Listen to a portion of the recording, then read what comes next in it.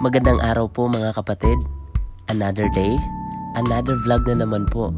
Tara at samahan nyo kaming magkabit ng jealousy kasama ng mga masisipag kong kapatid.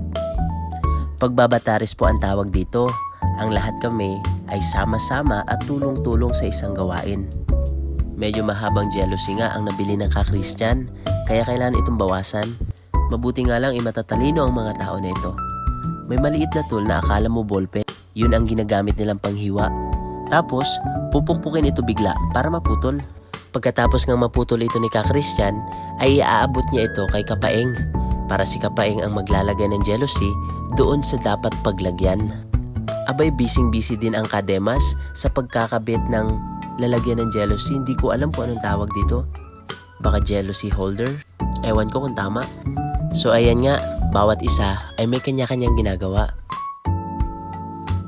Ayan, naging expert nga ang ka-Christian sa paghiwa nito. Nakuha niya na yung tamang lakas ng paghampas para maputol ito ng straight. At syempre, para hindi ito mabasag. Abay, kung mapapansin nyo, saktong-sakto nga ito at napakagandang tignan. Ito namang si Kademas ay talagang hands-on din naman sa ginagawa niya. Minimake sure niya na nakalibel at saktong-sakto ito. Abay, syempre hindi rin naman magpapatalo ang mga kababaihan. Si Nancy yung naka-pink, yung naka-red naman si Camilyn.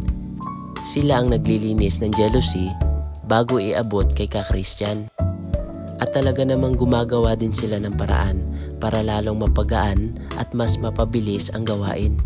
Ika nga sabi nila, walang mabigat na trabaho kung pinagtutulungan.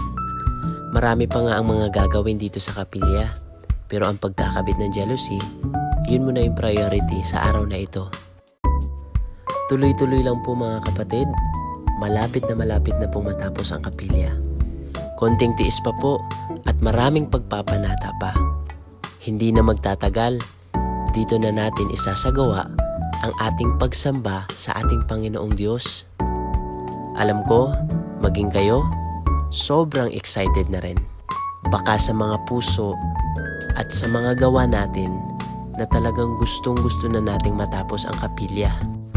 Ako na ang tumuloy ng pagkakabit ng jealousy dahil may ginagawa ng iba ang Kapaeng. Akala ko mahirap, yun pala madali lang naman. Kailangan mo lang isakto yung bawat kanto at dulo ng jealousy para ito pumasok. Kailangan din ito ng konting pag-iingat, tapos konting pukpok para sabay siyang pumasok at sumakto doon sa lalagyan ng jealousy. Alam nyo, mai-share ko lang, napakarami kong natutunan sa pagbabataris.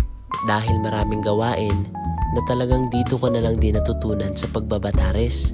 Dahil mula umpisa hanggang ngayon, kahit papano mayroon din akong ambag at naitulong. Hindi man sa pinansyal, pero at least sa lakas ng katawan. Sa paghahakot ng buhangin, ng graba, sa paghahalo nito, lahat dito ko natutunan. Dahil hindi lang naman experience yung habol ko.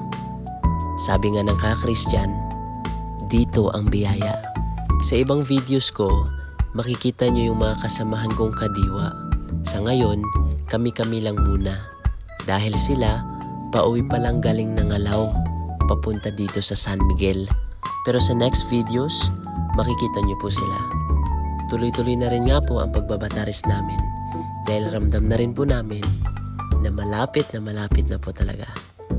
Ayan, tapos na po sa pagkakabit ng jealousy. Napakagandang tingnan. Malinis, maliwalas.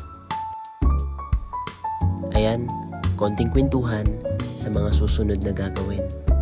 Maya-maya ay uuwi na rin po kami.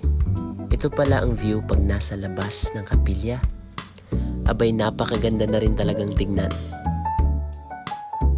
Malaking bagay na rin na natapos naming ikabit ang jealousy. Kahit papano, masaya kaming pansamantalang maghihiwa-hiwalay. Dahil bukas, another bataris na naman. Kaya sa lahat po ng mga nanonood, kapatid man o hindi, please follow me, Caro Ben Vlog. Maraming salamat po. Bye-bye!